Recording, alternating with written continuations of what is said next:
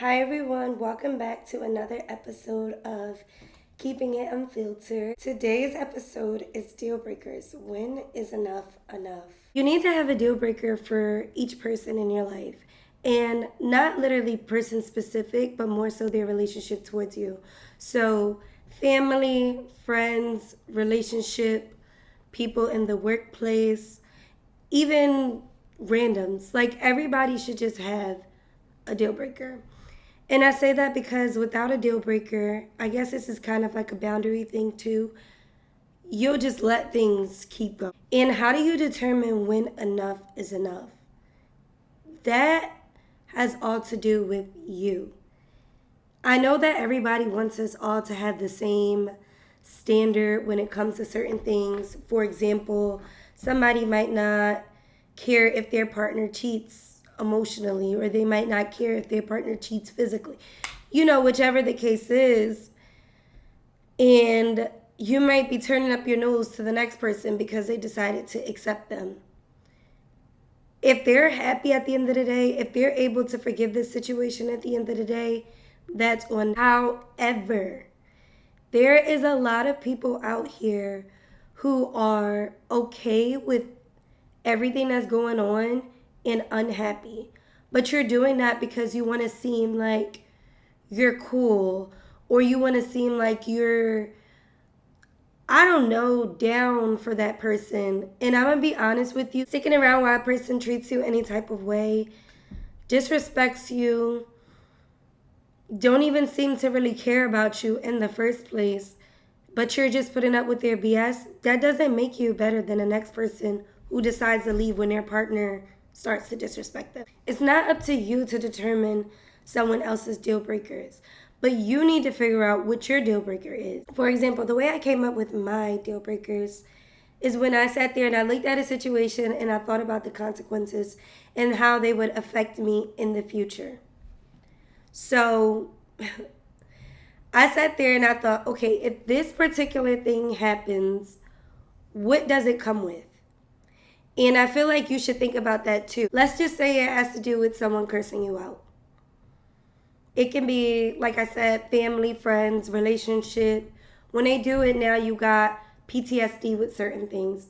And now you're just sitting there like, I don't know, like, are you going to sit here and snap on me if I try to talk to you about a situation? This could even go for trust issues. They could be lying about stupid stuff. Now you're sitting there saying, so are you going to continue to lie about stupid stuff the rest of our relationship, or the rest of the time that I know you or dealing with you? Now I can't trust you. So off the strength of that, I don't need to deal with you. It's important that you stay 10 toes on your deal breaker. I say that to you because if you're somebody like me, I had a deal breaker. I sat there and I weighed the consequences. I knew everything, the reason why that was a deal breaker for me. However, I sat there and I put myself back in that situation. Now, the problem is, once you forgive that deal breaker, you start to forgive other stuff. And forgive might not be the right word, but it's just like when you forget about it or it's thrown out your mind, and now you're just forgiving every little thing that they do. You're like, well, I forgave that, so I might as well forgive this too, because this is not even as big. When you know in your right mind that that's something that you don't want to deal with. Big reason why you will have different deal breakers for the people in your life, such as family, friends, and relationship, has to do with the role that they play in your life. For example, you may expect something from your partner that you may not expect from your family or friends, vice versa, in any of those situations. However, I do believe that they do have a common ground, like as far as a support system. Maybe it may go like how much support each of them are giving you. Like if you live with your partner, of course you would want more consoling or comfort from them as opposed to your mom, who you've moved out her house and you guys talk on the phone and she got her own life and she has other things that she needs to worry about. And as far as your friend who may have their own life and their own things going on, the most you may expect from them is just to like check up on you. I feel that any of the relationships in your life that do not have deal breakers It's literally just a setup for things to continuously happen to you and for you to accept them. Dealbreakers is not expecting the worst. The longer that you are with a person, the easier it should be to come up with the deal breaker. It literally can come down to, I've been dealing with you for a certain amount of time and I don't want to deal with it. I feel like that's the same thing too with marriage. That can be a deal breaker. Not able to get married to them at the time because you both agreed that it's just not the right amount of time. That's different than dealing with them for X amount of years and then you're like, you know what? I wanted to get married. I wanted this to be a vital thing, but now I don't want it anymore. All because you're just dealing with whatever they're putting out.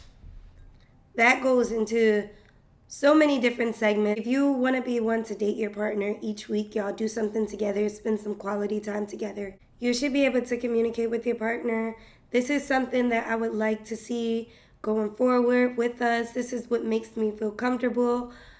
And it's up to them, if they want to do that. Obviously, it can't be something outrageous, and they may require something from you too, which is okay. Even in your friendships, same exact thing. You are my best friend, so I hold you to a certain standard. You see them falling short on something that you expect from them, or if you're like, this is something that I would like to see going forward in our relationship. You should be able to communicate all these things to your friend or your partner or family. This is a part that I feel will save us all from having to deal with those big deal breakers. In the very beginning, when you meet someone, when you were talking to someone, if they do something that is a red flag to you, you should dip. I say that because let's say you don't want to deal with someone who doesn't have a license. Do not deal with them. If that's something that you know that you are not okay with, then you should not deal with them for whatever reason that may be. Another thing, you don't want to deal with someone who doesn't have a job. Do not deal with them. We kind of touched on this in the episode where it was, why can't we get along? A lot of people will put themselves in situations with people who they know in the long run they are not okay with dealing with, and then expect them to change. If you walked into that situation and you notice that they are not trying to change that red flag thing about them, and I call it a red flag because to you, you're perceiving it that way. It's something that you don't want to deal with. If you are still dealing with them anyway and you're expecting them to change today or tomorrow, you're going to wind up being unhappy. Because if you don't already see them going forward, working on that, trying to get out of that situation for themselves, you play a big part, especially if you express it to them like, hey, I understand you don't have this, but like, do you ever plan on getting it soon? Like, that's different. Or, hey, I know you don't have a job, but are you actually applying? But that still tells you on your end, you need to have certain boundaries. So maybe you be like, okay, I really feel this person, I really like this person, but you're not dating this person. Because that is something that is a deal breaker for you. It's something that you don't want to deal with. And I know a lot of people out here will sit here and say that we have outrageous deal breakers. I mean, I'm not expressing mine. I'm not telling you that these are mine specifically. I'm just voicing them. Some people will say you have an outrageous deal breaker. But let me tell you something. If you're carrying it on your own, you got things going for you on your own, and you require those things from the person that you're dealing with, it's nothing wrong with it. And lower your standards or lower your deal breaker just because somebody else is putting up with something separately. One question that I got is, how will you know enough is enough?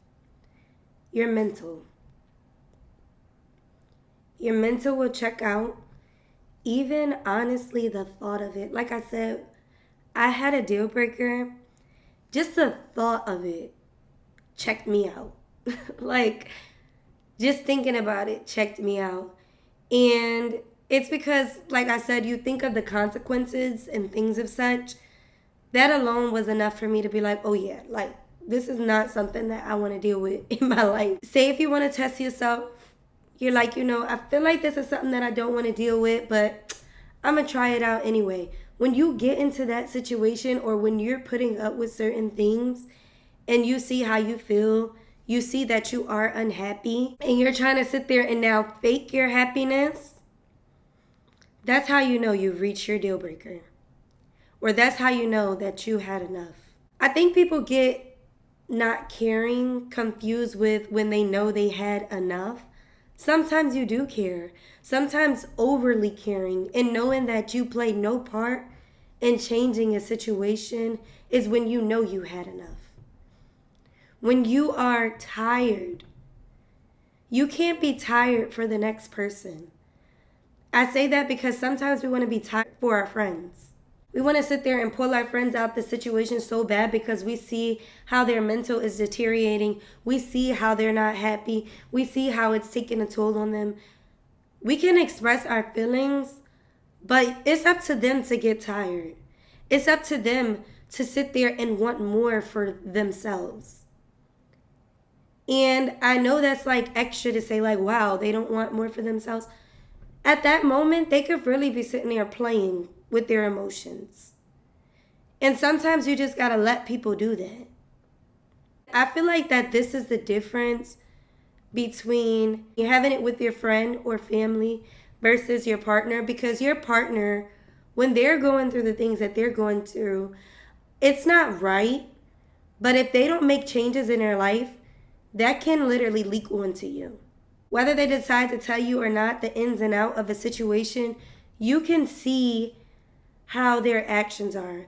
You can see how they're treating you.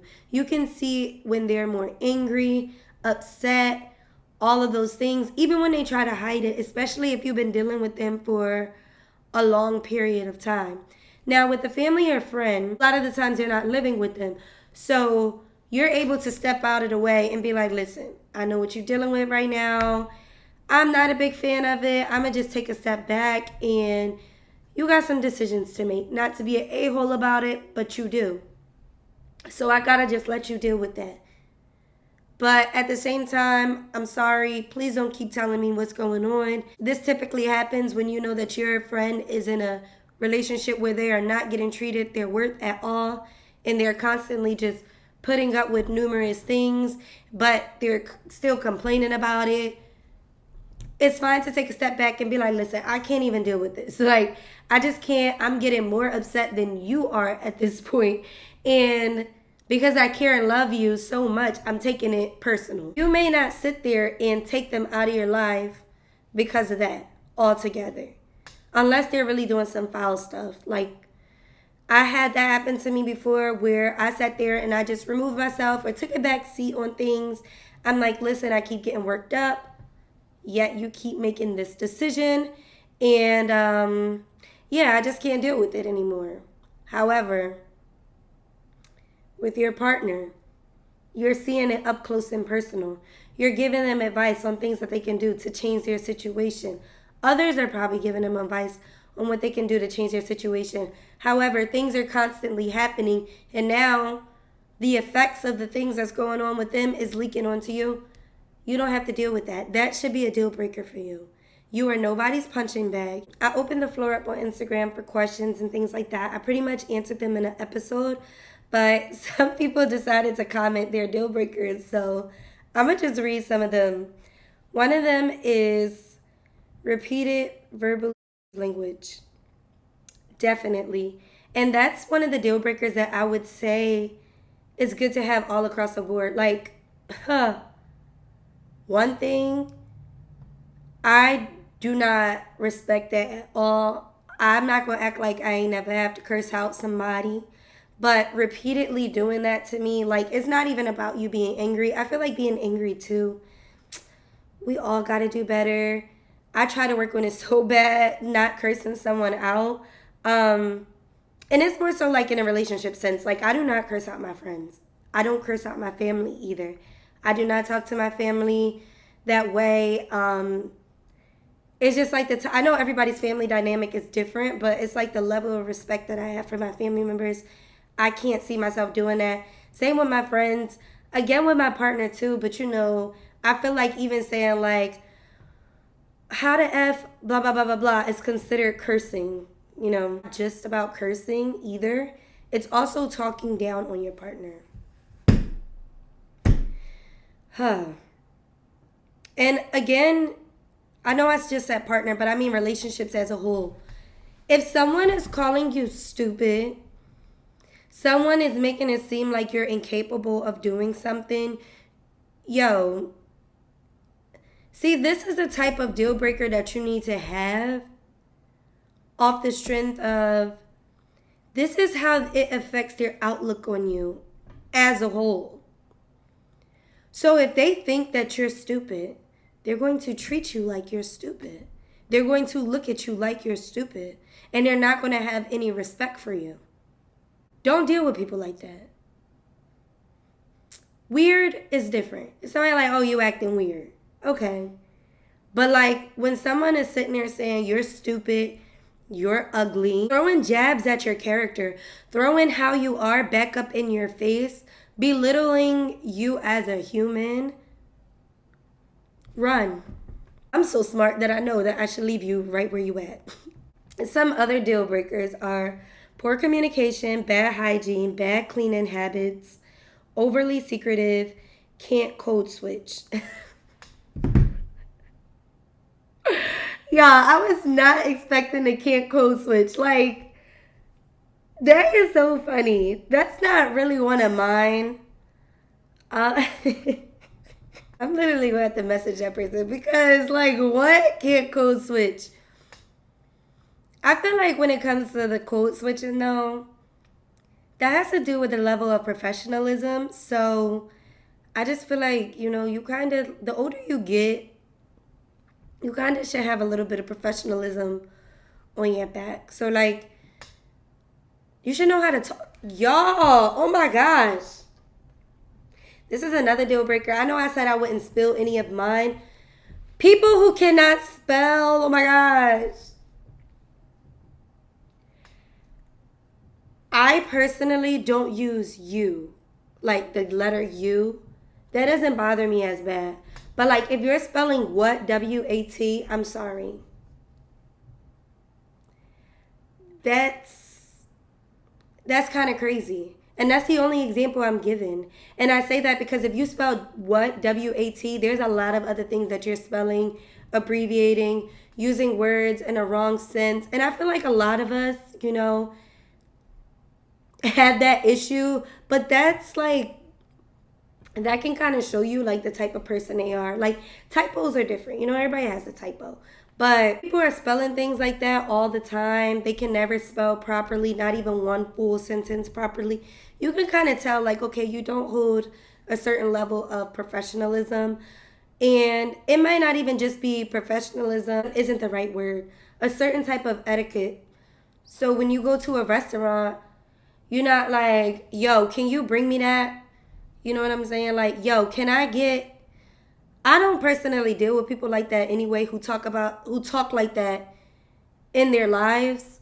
So I feel like if you are big on code switching, that's something that you should look out for. I don't like people who demand things. You need to say, can you please?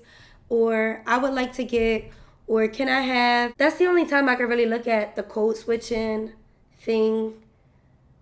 Like a certain type of etiquette at a restaurant or just being professional and not sitting there demanding things or talking at people. They're talking to people. Don't deal with someone that is talking at people in their regular lives and girl, I promise you, it's going to save you. Poor communication. Oh my gosh. Please let this be everyone's deal breaker. Relationship-wise. Family and friends is different. It's like, okay, well, I know not to go out with you anymore because this is how you're going to act or you're always going to be late. And I know personally I can't deal with that. And you're not going to communicate to me. You're just going to show up hours later with nothing in between. That's something that you can sit there and say like, okay, like, I'm pushing that to the side. Poor communication with your partner, the relationship will not work. From me, from experience, it will not work. Doesn't matter how you try to slice it or dice it. If that person doesn't agree on a type of communication you two should have, whether it's like a certain situation or just overall, yeah, you could like kiss that relationship goodbye. Hygiene. Yes. Hygiene. You can tell by the way a person looks. Y'all, peep how many times a person takes a shower. Do they even take a shower when you speaking to them? And you talk to them all day long? Overly secretive. Yeah, just run. Like, there's really no way to sum up being overly secretive and how to deal with someone that is that way. Because, like I said, that's again like getting the short end of the stick. But let me tell y'all something. Y'all, not this person in particular, obviously. Y'all don't want y'all partners to be overly secretive, but when they sitting there and they're doing their festivities, y'all know what those festivities are. Y'all want to act like, yeah, I don't want to see nothing. I don't want to know nothing. So when they're secretive in other aspects of their life, please don't be confused. That's why I don't play that. I don't want to see nothing. I don't want to know nothing. Keep me out of it. Not that I need to be wrapped up in every single aspect of your life, but the main portions of your life, yes, I would like to know because I care. And I know to some people, they would be like, oh, that's extra or whatever. I don't need to know that. That's their problem. If you're dealing with me, if I want to be long-term with you, the things that you're dealing with, it does leak onto me and it does have consequences with me. So you sitting there and it may not be considered overly secretive. It may just be considered they're trying to keep it away from you. To me, that's secretive and that's not okay. That was that for this video. Make sure you guys comment, like, and subscribe. Also, I am curious, what exactly are your deal breakers? Well, see you guys next Thursday.